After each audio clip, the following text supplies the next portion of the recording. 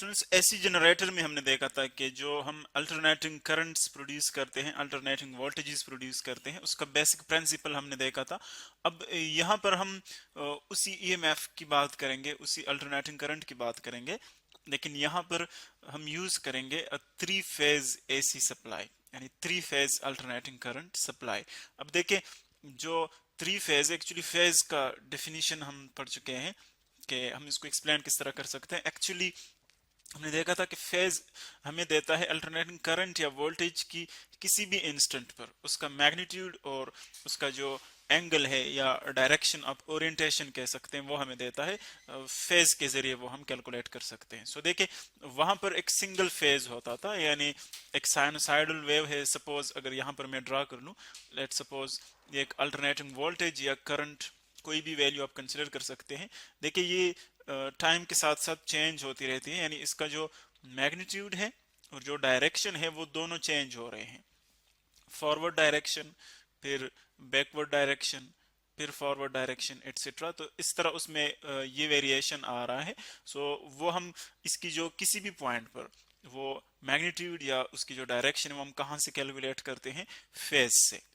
Phase, उसको हम कहते हैं फेज। और ये हम डिटेल के साथ हमने देखा था कि फेज को वेक्टोरियली हम किस तरह पर डिनोट करते हैं, और इसकी जो वेक्टर्स हैं उनके दरमियान डिफरेंस हम किस तरह लेते हैं वो हमने देखा था काउंटर क्लॉकवाइज डायरेक्शन में। सो अब यहाँ पर एक्चुअली उसी तरह का प्रिंसिपल है जो हम राइट साइड पर देके दिखा रहे हैं, ये वाला। ये आप अल्टरनेटिंग करंट का जो एसी जनरेटर में हमने प्रिंसिपल देखा था, वही चीज है, उसी तरह का सेटअप है। लेकिन यहाँ पर क्या है, थ्री कॉइल्स हम यूज कर रहे हैं। आप देख रहे हैं कि वहां पर एसी जनरेटर में हमारे पास एक ही कॉइल होता था, वन कॉइल। यानी जब वो रोटेट करता था मैग्नेटिक फील्ड में, जब वो टर्न करता था, सो उस टर्निंग की वजह से, और हमने देखा था कि जब आप किसी चार्ज को मैग्नेटिक फील्ड में मूव करते हैं, सो उसमें डिफ्लेक्शन प्रोड्यूस हो जाता है।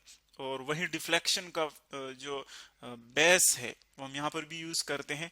यहाँ पर भी जब आप किसी कंडक्टर को मूव करते हैं मैग्नेटिक फील्ड में, सो चूंकि इस कंडक्टर के अंदर चार्जेस हैं, इलेक्ट्रिक चार्जेस हैं, तो वही चार्जेस जो है वो डिफ्लेक्ट होते हैं स्पेसिफिक डायरेक्शन में, और वो फिर हमें देते हैं इंड्यूस्ड ईएमएफ या इंड्यूस्ड करंट हमें प्रोवाइड करते हैं। सो वहां पर वन कॉइल होता था, और यहाँ पर हमारे पास क्या है, थ्री कॉइल्स हैं। आप देख रहे हैं इस फिगर में, एक कॉइल को हमने R1 से डिनोट किया है, दूसरे को Y1 से, तीसरे को B1 से। आप इसके साथ जो अल्टरनेटिंग करंट, अल्टरनेटिंग जनरेटर या एसी जनरेटर हमने पढ़ा था, वही टॉपिक आप इसके साथ देख सकते हैं बेसिस के लिए, कि किस तरह प्रोड्यूस होता है इसमें इलेक्ट्रिकल वोल्टेज या करंट। सो बेसिकली डिफरेंस ये है कि हमने जस्ट इसके साथ दो और कॉइल्स जो है वो अटैच किए हुए हैं यहाँ पर इस मैग्नेटिक फील्ड के अंदर। लेकिन ये जो तीनों कॉइल्स हैं इनमें डिफरेंस है, फेज डिफरेंस है। फेज हम जानते हैं कि देखिए, हम जब वेक्टर्स ड्रा करते थे साइनोसाइडल वोल्टेज या करंट का, कि ये सपोज आपके पास एक वोल्टेज है फॉर एग्जांपल एक कॉइल का। सो जो दूसरे कॉइल का वोल्टेज है, देखिए उन दोनों के दरमियान एंगल का डिफरेंस है, और वो है 120 डिग्रीज, 120 डिग्रीज, जो कि हम यूं ड्रॉ कर सकते हैं, ये देखें।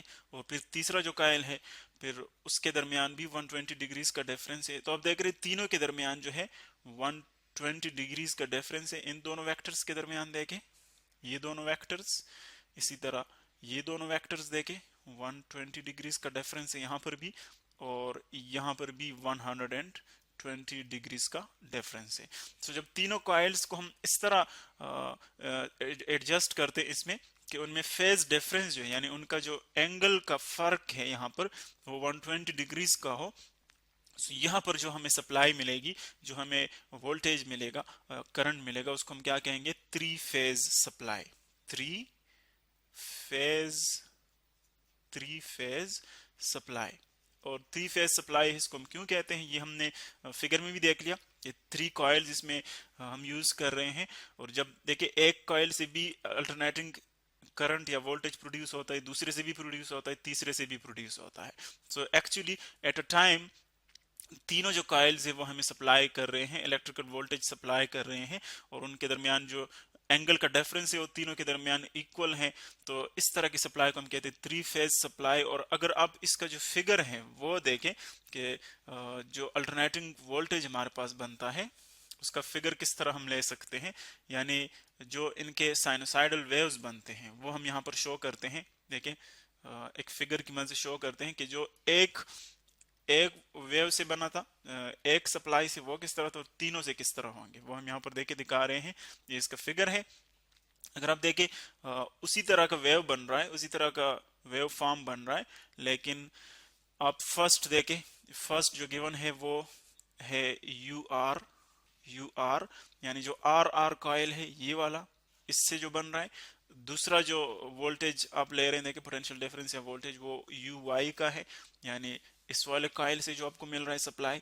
तीसरा है यू बी जो कि इस वाले कॉइल से मिल रहा है। सो आप देख रहे हैं कि तीनों जो वोल्टेजेस आपको आ रहे हैं, देखिए फर्स्ट वोल्टेज देखिए इंक्रीज हो रहा है, पीक पर पहुंच रहा है, फिर रिवर्स डायरेक्शन में पीक पर, इस तरह।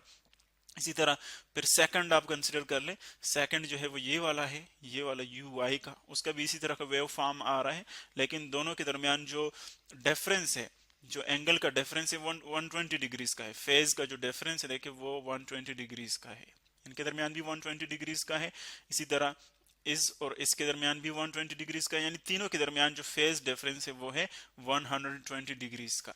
तो आप देख रहे हैं कि यहाँ पर अगर इनके पीक वैल्यूज हम देखें, पीक वैल्यूज देखें, जब फॉर एग्जांपल ये जीरो पर होता है, ये जीरो पर होता है, ये वाली वैल्यू आप देख रहे हैं ये जीरो के ऊपर है, यहाँ से ब्लैक से इसको शो करते हैं, ये इसका फेज यहाँ पर है जीरो। सो आप देख रहे हैं कि जो नेक्स्ट है वो यहाँ पर आप यहाँ से स्टार्ट हो रहा है, और जो थर्ड वन है वो यहाँ से, सेकंड यहाँ से, और थर्ड जो है ऊपर हमने शो किया सेकंड यहाँ से स्टार्ट हो रहा है। सो देखिए एक का है जीरो, फिर दूसरे के 120, तीसरे का है 240, तो तीनों के दरमियान जो फेज डिफरेंस है वो आप देख रहे हैं कि 120 डिग्रीज का है। सो जब एक की पीक वैल्यू देखिए यहाँ पर पहुंचती है, सो दूसरी फिर जब वो जीरो पर आ जाता है, दूसरी की पीक वैल्यू 120 के बाद पीक पर पहुंचती है, वो जीरो पर आ जाता है, तीसरी की जो वैल्यू पीक पर पहुंचता है। यानी इसका मतलब ये है कि एक साइकिल के दौरान, एक साइकिल के दौरान आपके पास तीन पीक वैल्यूज आ रही है। अगर आप एक फेज एक सप्लाई यूज कर रहे हैं, वन कॉइल यूज कर रहे हैं, तो आपको एक साइकिल में एक पीक वैल्यू मिलेगी फॉरवर्ड डायरेक्शन में, एक पीक वैल्यू मिलेगी रिवर्स डायरेक्शन में। लेकिन अगर थ्री कॉइल्स आप यूज कर रहे हैं तो आपको तीन जो है पीक वैल्यूज मिल रही है। इसका मतलब ये है कि जब फॉर एग्जांपल वन साइकिल है, वन साइकिल 3 सेकंड में, फॉर एग्जांपल 3 सेकंड में नहीं हो सकता, ये मैंने बहुत ज़्यादा टाइम लिया है, लेकिन जस्ट एक्सप्लेनेशन के लिए हम ले रहे हैं। क्योंकि अगर आप अल्टरनेटिंग करंट की फ्रीक्वेंसी देखें, यूजुअली हमारे पास 50 हर्ट्स या 60 हर्ट्स इसके रेंज में होती है, तो इसका मतलब है कि उसका जो टाइम पीरियड है 1/60 या 1/50 इसमें आता है, जो कि बहुत कम है।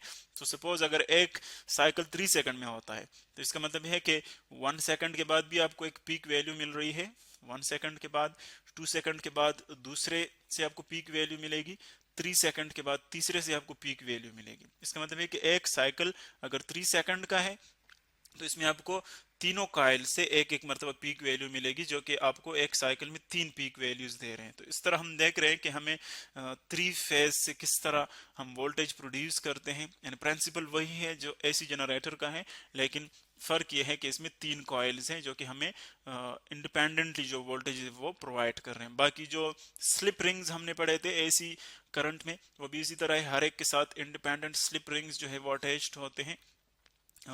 और कुछ जो हम इसके यूजेस पढ़ते हैं, क्यों हम यूज करते हैं, तो कुछ हमारे पास इलेक्ट्रिक मोटर्स होते हैं या बाकी कुछ चीज़ें हैं जो कि हम सिंगल सप्लाई से यूज़ नहीं कर सकते, यानी उनके लिए जो स्टार्टिंग वोल्टेज है या बाकी उसके जो ड्रॉबैक्स है, तो एक्चुअली ऐसे स्पेसिफिक जगहों पर फिर हम यूज़ करते हैं थ्री फेज एसी। बाकी भी इसकी बहुत ज़्यादा एप्लीकेशंस हैं, लेकिन जो ओरिजिनेट हुआ था इसका एक्चुअली वो हमने देखा था इलेक्ट्रिक मोटर्स के लिए, जब इसको थ्री फेज सप्लाई को फर्स्ट यूज़ किया था, अप्लाई किया गया था, वो इस ड्रॉबैक को ख़त्म करने के लिए कि जो वन फेज एसी सप्लाई है वो इलेक्ट्रिक मोटर के लिए उसका ड्रॉबैक आ रहा था, तो उसके लिए फिर थ्री फेज सप्लाई का यूज़ किया गया। तो ये हमारे पास प्रिंसिपल उसका, और किस तरह उसका जो वेव फॉर्म है वो हमने देख लिया।